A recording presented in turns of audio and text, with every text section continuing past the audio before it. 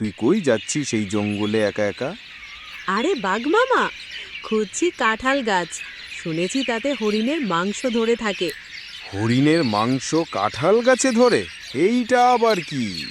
তুমি তো শুধু গর্জাতে জানো, মাথা খাটাও না। আমি একটু বুদ্ধি খাটিয়ে কথাটা বললাম।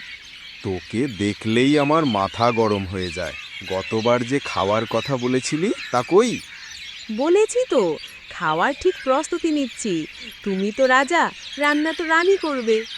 শোন, আর একবার ঠকালে আমি কিন্তু গর্জন করেই খেয়ে ফেলবো।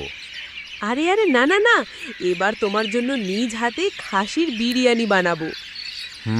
দেখি তো কবে আসে তোর সেই খাসি। আসবেই মামা, ততক্ষণ তুমি গর্জনটা একটু রিহার্সাল করো। এই কথোপকথনে শিয়াল তার স্বভাবসুলভ চালাকিতে বাঘকে কথার ঘোরে রেখেছে। চাইলে এই গল্পের পরের অংশ বা অন্য রকম পরিবেশ